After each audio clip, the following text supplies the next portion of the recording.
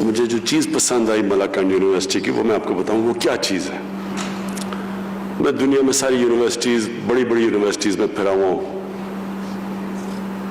دنیا کی top university میں پڑھا ہوا ہوں, اور جو میرا خواب ہے جو نمل یونیورسٹی, وہ میرا یہ خواب ہے کہ وہ پاکستان کی آکسفورڈ یونیورسٹی بنے گی. ایک یونیورسٹی صرف یونیورسٹی نہیں, ایک نالج سٹی, اور ایک القادر یونیورسٹی جو انشاءاللہ سپٹمبر کو شروع ہوگی. القادر یونیورسٹی ایک اور قسم کی چیز ہے. میں نے دنیا کے بڑے بڑے اسلامک اسکالرز جو دنیا میں ہوتے ہیں ان سب کو بورڈ کے اوپر لے کے آیا ہوں, اور میری کوشش یہ ہے کہ اپنی یونیورسٹی سے کہ جو لوگوں کو سمجھ تو آئے کہ اللہ نے کیوں ہمیں پیدا کیا, ہمارا اس دنیا میں مقصد کیا ہے, ہم جب اس دنیا سے جائیں گے تو ہمارا کیا ہوگا. یہ صرف اور صرف اللہ نے جتنے بھی پیغمبر بھیجے تھے وہ ان کا مقصد ہی یہ تھا کہ انسانوں کو یہ بتائیں. سب پیغمبروں کا یہی مقصد تھا. تو انسان اور جانور میں کیا فرق ہے؟ جانور بھی آتا ہے, بچے پیدا کرتا ہے, کھاتا پیتا ہے, مر جاتا ہے. تو اگر انسان بھی پیسہ بنائے, بچے پیدا کرے, اپنے لیے کھائے پیے اور مر جائے, تو اس میں اور جانور میں زیادہ فرق نہیں ہے. انسان اشرف المخلوقات ہے, اللہ کی سب سے عظیم مخلوق. فرشتوں کو اللہ نے کہا کہ اس کے سامنے جھکو, اور شیطان کو اللہ نے اس کو یعنی جو اس کو کنڈیم کیا, وہ کیا ہی اس لیے کہ اس پہ تکبر تھا. وہ کہتا میں انسان سے زیادہ سپیریئر ہوں. لیکن اللہ نے کہا کہ میں نے انسان میں وہ صلاحیتیں دی ہیں جو تمہیں بھی نہیں پتا اور تمہیں بھی نہیں دی. کہنے کا مقصد یہ ہے کہ انسان ایک بہت, اللہ نے اپنی سب سے ہمیں عظیم مخلوق بنایا. تو جب تک انسان اپنا دنیا میں مقصد نہیں سمجھتا, یہ دنیا میں آپ دیکھیں افراتفری مچی ہوئی ہے, لالچ ہے, پیسے کے پیچھے بھاگ رہے ہیں کہ جیسے پیسے سے خوشی آ جائے گی. ایک نیو یارک ٹائمز سے میں نے پڑھا ایک دفعہ, ایک 50 سال آدمی نیو یارک کے اندر ٹاپ سائیکائٹرسٹ تھا. اس نے 50 سال کے بعد اپنی فائنڈنگز دی, اور اس کے نمبر 1 فائنڈنگ کیا تھی کہ اس نے کہا جو میرے پیشنٹس تھے ان میں نے ایک چیز دیکھی کہ جتنا جتنا اس کا پیسہ بڑھتا رہا اور اس کی دولت بڑھتی رہی, اتنی اس کی خوشی کم ہوتی گئی. انورس ریلیشن شپ تھی پیسے کی اور خوشی کی. اب میں کہنا نہیں چاہتا لیکن ہمارے بھی ہیں, اب دیکھیں کہ وہ اتنے بڑے بڑے یہاں اربوں پتی بیٹھے ہوئے ہیں, آپ یقین کریں میں آپ کو لکھ کے دیتا ہوں کہ ان کو پتہ ہی نہیں کہ ان کے پاس کتنا پیسہ ہے. 30 سال میں اس ملک کا پیسہ چوری کیا, ان کو پتہ ہی نہیں ہے کتنا پیسہ ہے. لیکن اللہ قرآن میں کہتا ہے کہ میری زمین پہ نکل کے دیکھو, ہر جگہ میرے اشارے ہیں, ہر جگہ میں سبق دیتا ہوں تمہیں. تو ان کو دیکھو کہ لعنت ہے ایسے پیسے کی. بچے بھی جھوٹ بول رہے ہیں, وہ بھی جھوٹ بول رہے ہیں, کبھی ہسپتال میں جا رہے ہیں, کبھی جیل میں جا رہے ہیں. یہ ہمارے لیے عبرتناک چیز ہے کہ پیسہ خوشی نہیں دیتا. خوشی اس کو ملتی ہے جو آپ 5 وقت کی نماز میں اللہ سے ایک چیز ہی مانگتے ہیں کہ اللہ مجھے ان کے راستے پہ لگا جن کو تو نے نعمتیں بخشیں, ان کے نہیں جو اپنی تباہی کے راستے پہ نکل گئے. یہ سارا وقت آپ کی زندگی کے اندر یہ 2 راستے آئیں گے, اور ایک خوشی کا راستہ ہے اور ایک آپ کی تباہی کا راستہ ہے. ایک وہ راستہ ہے جو آسان راستہ نہیں ہے, مشکل راستہ ہے. سب سے زیادہ نعمتیں تو اللہ نے اپنے پیغمبروں کو بخشی, لیکن اللہ کے پیغمبروں کی کسی کی بھی آسان زندگی نہیں تھی, سب کی مشکل زندگیاں تھیں. تو یہ جو ہم کئی دفعہ سمجھتے ہیں نا, قرآن میں ایک اور آیت ہے کہ جس چیز کو تم اپنے لیے اچھا سمجھتے ہو وہ برا ہے, اور جس کو برا سمجھتے ہو وہ اچھا ہے. مطلب یہ ہے کہ ہم آسان زندگی کو کئی دفعہ اچھا سمجھتے ہیں، وہ انسان کے پوٹینشل کو تباہ کر دیتا ہے. ہم شارٹ کٹس لے لیتے ہیں زندگی میں. کوئی آج تک بڑا کام کسی انسان نے نہیں کیا شارٹ کٹ لے کے، کبھی بھی نہیں ہوا. اگر اللہ کے حبیب جو انسان کو اللہ نے سب سے زیادہ پیار کیا، اگر ان کو 13 سال سب اتنے مشکل وقت سے اللہ نے گزارا تو برا تو نہیں ہوگا ہمارے لیے. اللہ نے ثابت کیا کہ جب وہ دنیا کی تاریخ کے سب سے گریٹسٹ لیڈر بنے تو 13 سال ان کو سب سے مشکل وقت سے گزارا. 10 سال کے بعد صرف 40 لوگ مسلمان تھے، اور وہ دنیا کی تاریخ میں ایسا انقلاب نہیں آیا جو انہوں نے 23 سال کے بعد، ان کی نبوت کے 23 سال کے بعد جو وہ انقلاب آیا ہے. کبھی اس لیے میں نے القادر یونیورسٹی بنا رہا ہوں کہ ہمیں پتہ اسٹڈی کریں ہمارا انٹلیکٹ کہ وہ کیا چیز تھی، وہ کیا کوالٹیز تھی کہ انہوں نے وہ عرب جو تقسیم ہوئے تھے جن کی حیثیت کوئی نہیں تھی، 2 سپر پاورز تھیں دونوں طرف، وہ کیا چیز تھی کہ 13 15 16 سالوں کے اندر وہی جن کی حیثیت نہیں تھی وہ 2 سپر پاورز ان کے سامنے گھٹنے ٹیک گئی اور دنیا کا سب سے عظیم سیویلائزیشن کیا. صرف یہ نہیں کہ وہ دنیا میں ساری جگہ چلے گئے اور ان کی فوجیں کامیاب ہو گئیں، وہ تو منگولین کی جو چنگیز خان کی فوجیں تھیں وہ بھی سب سے تیزی سے کامیاب ہو گئیں. لیکن 100 سال کے بعد پتہ ہی نہیں کہ منگولین کدھر گئے، منگولین سیویلائزیشن کا ہی نہیں پتا. انہوں نے تو وہ سیویلائزیشن قائم کیا جو سب سے عظیم سیویلائزیشن تھا، اور جس کی وجہ سے اگر یورپ آج اور ویسٹ آگے بڑھا ہے تو وہ سیویلائزیشن نے جو نالج کو ڈیولپ کیا اور پھر آگے ان کے سائنٹسٹ مسلمانوں نے آگے چھوڑا. تو کہنے کا مقصد یہ ہے کہ ایک یونیورسٹی ہے جو کہ انشاءاللہ نالج سٹی بنے گی، یہ تو گورنمنٹ میں نہیں نا، یہ تو میں نے گورنمنٹ کے باہر بنائی ہے. اور دوسری جو یونیورسٹی ہے وہ انشاءاللہ جو علامہ اقبال نے جو ایک کتاب لکھی تھی کہ the reconstruction of religious thought in Islam، کہ اسلام کے تھاٹ کو ڈیولپ کریں. ہمارے انٹلیکچوئلز آئیں، وہ بتائیں کہ یہ ملک بنا کیوں تھا. اگر یہی ملک بننا تھا کہ جی ٹاٹا برلا کی جگہ یا شریف اور زرداری نے امیر ہونا تھا تو اس کا مقصد کوئی نہیں تھا. علامہ اقبال کا بڑا واضح تھا کہ یہ ملک ایک دنیا کے لیے مثال بنے گا کہ اصل میں اسلام کیا ہے، اور وہ انشاءاللہ ہم یہاں ڈیولپ کریں گے. یونیورسٹیز کے اندر بھی میں نے کہا کہ ایک ضرور ہمیں ایک سے شروع کریں گے. ابھی ہم سرگودا یونیورسٹی سے شروع کر رہے ہیں، پی ایچ ڈی کلاسز ہوں، اور پھر باقی یونیورسٹیز کے اندر ضرور ایک کلاس ہو جو ڈیولپ کرے کہ ہمیں انسان بنائیں.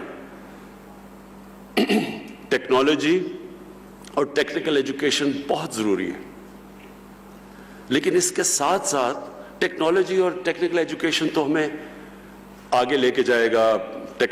جو ٹیکنالوجی کی اب ریولوشن آ رہی ہے دنیا میں، اس سپیڈ پہ کبھی ٹیکنالوجی آگے بڑھی نہیں جو اس سپیڈ پہ آج بڑھ رہی ہے.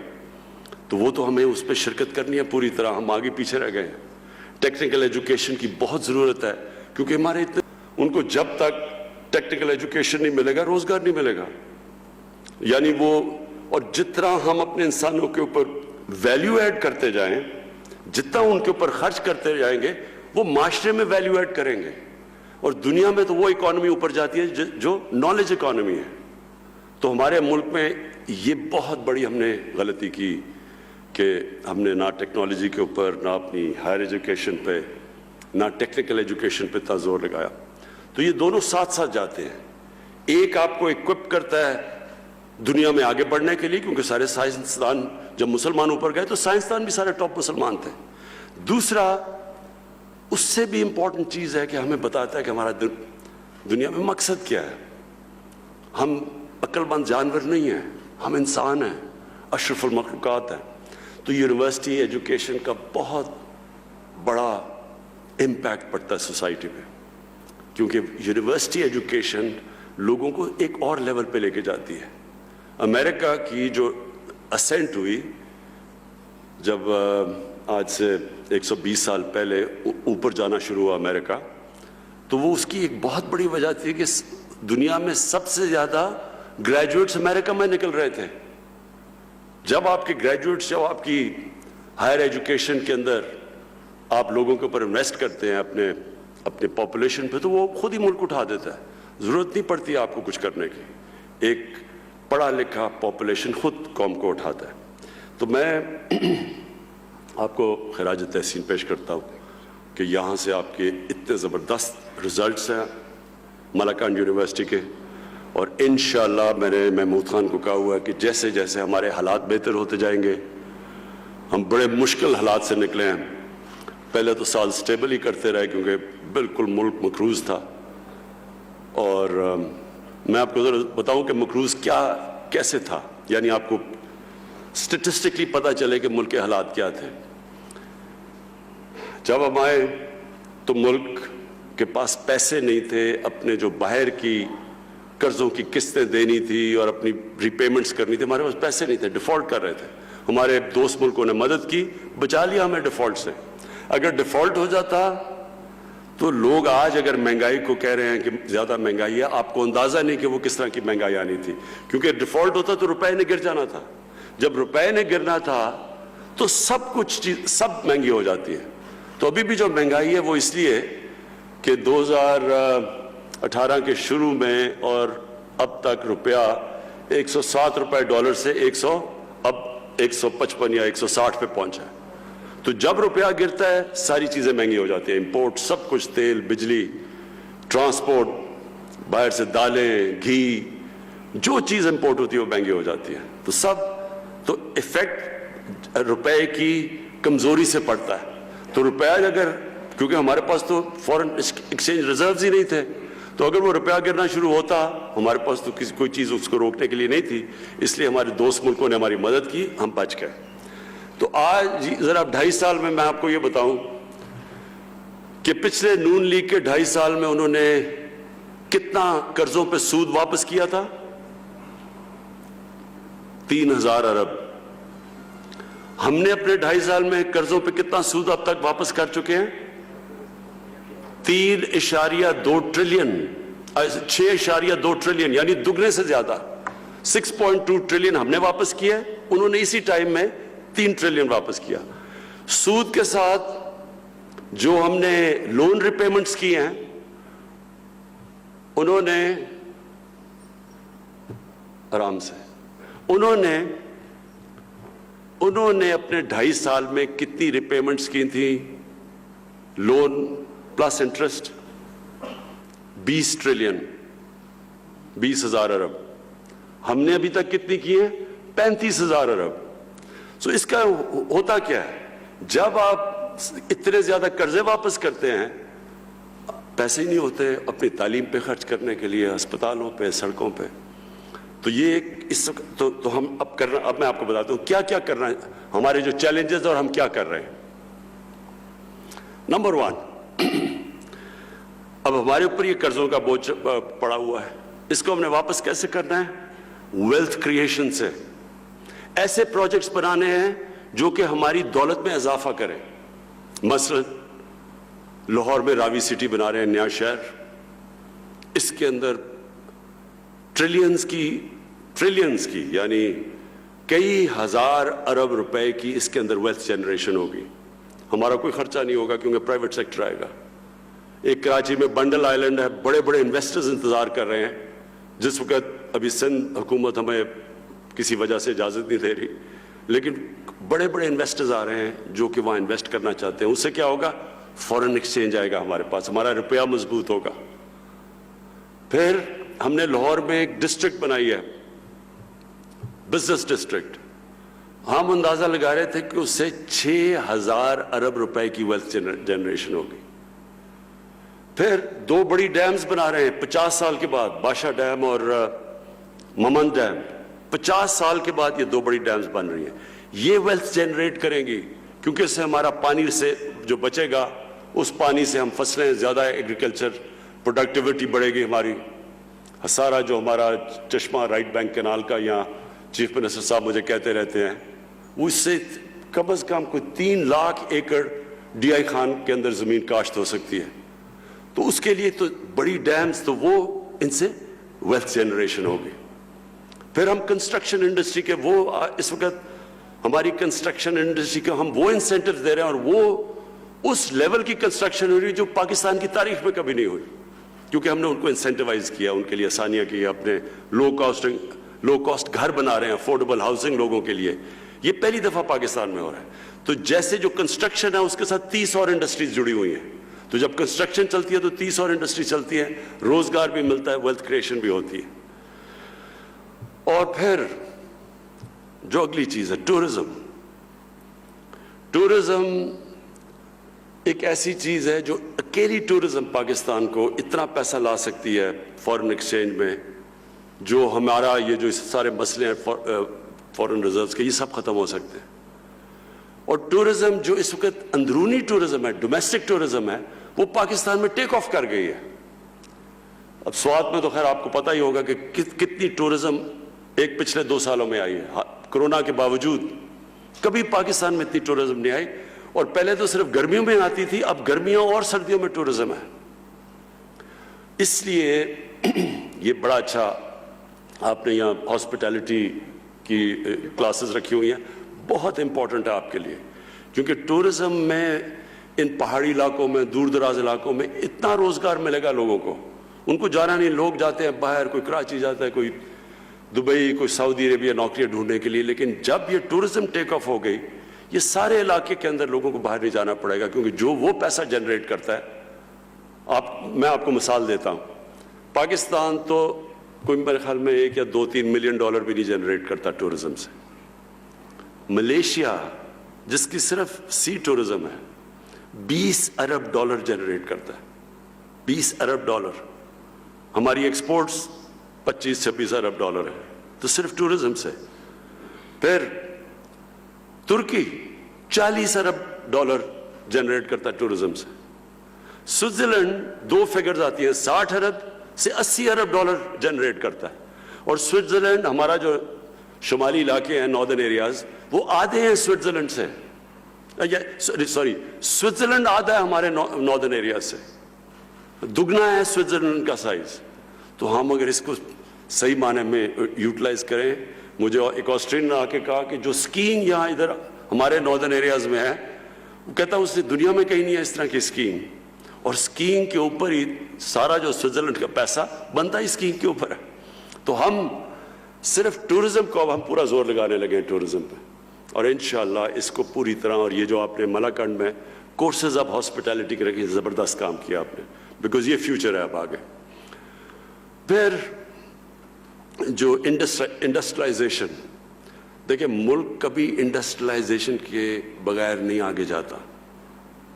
सिंपल चीज मैं आपको बता दूं, अगर आपने सिर्फ कपास उगानी है और ये धागा एक्सपोर्ट करना है या आम एक्सपोर्ट करने हैं, इससे कभी मुल्क तरक्की नहीं करेगा। हमारे पास कभी इतनी दौलत नहीं आएगी। सिंपल है ना, एक दुकान है, एक दुकान आटा बेचती है, दूसरी दुकान कंप्यूटर बेचती है।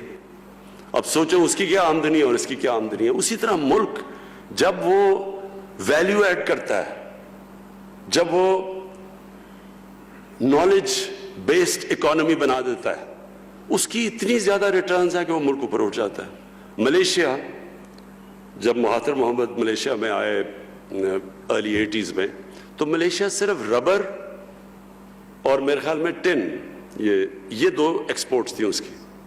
उसने आके इलेक्ट्रॉनिक्स की पहले कॉटेज इंडस्ट्री बनाई, और वो आहिस्ता आहिस्ता वही कॉटेज इंडस्ट्री पूरी उनकी इलेक्ट्रॉनिक की इंडस्ट्री बन गई। 80 अरब डॉलर सिर्फ उसकी इलेक्ट्रॉनिक एक्सपोर्ट्स थी। तो आगे हमने जो जाना है, हमने टेक्नोलॉजी और टेक्निकल एजुकेशन लेके, और अपनी इंडस्ट्री को अब हमने पहली दफा, ये 1950s में हमारी इंडस्ट्री बड़ी तेजी से ऊपर जा रही थी, बदकिस्मती से 70s में नेशनलाइज कर दी और सारा कुछ रुक गया। अब हम उसके बाद पहली दफा पाकिस्तान अपनी इंडस्ट्री उठा रहा है। आखिर में मैं जो आपको कहना चाहता हूं, देखें अल्लाह ने इस मुल्क को किसी चीज की कमी नहीं दी। इसमें अल्लाह ने इतनी नेमतें दी हैं कि मैं हैरान हूं कि लोगों को पता ही नहीं क्या नेमतें दी अल्लाह ने। कोई भी नेमत यहां है ही नहीं जो कि हमारे पास नहीं है अल्लाह की। सिर्फ मसला ये है कि हमने अपने अब माइंड चेंज करने हैं। जब मैं कहता हूँ ना नया पाकिस्तान, नई सोच चाहिए हमें। वही जो पुरानी घिटी पिसी तरीके हमने इख्तियार किए हुए हैं, जो एक और चीज़ में मिस कर गया, एग्रीकल्चर, इसमें हमारी सारी पुरानी टेक्निक्स हैं। अभी बड़ी अच्छी आपने बात की जैतून की। आप सोचे हम पता नहीं कोई $3 अरब का तेल बाहर से, एडिबल ऑयल हम बाहर से इंपोर्ट करते हैं। ये मुल्क दुनिया में सबसे ज्यादा जैतून उगा सकता है, क्योंकि मैंने एक्सपर्ट को बुलाया कनाडा से, उसने कहा कि जो सारा दरियाए सिंध का जो राइट साइड है उससे बेहतर जैतून उगाने की कोई जगह ही नहीं है।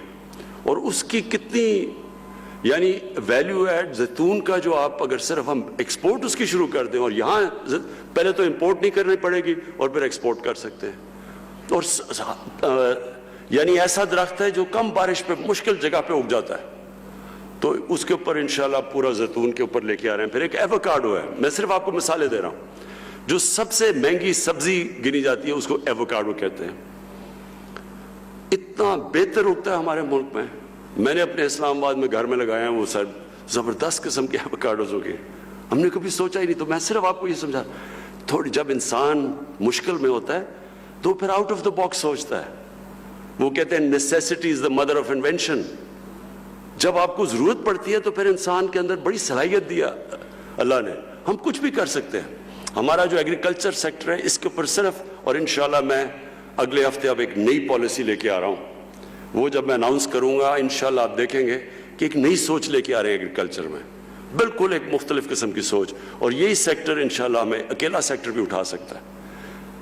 तो मैं आखिर में फिर से आप सबका शुक्रगुजार हूँ और इंशाल्लाह फिर भी आपके पास आऊँगा। शुक्रिया।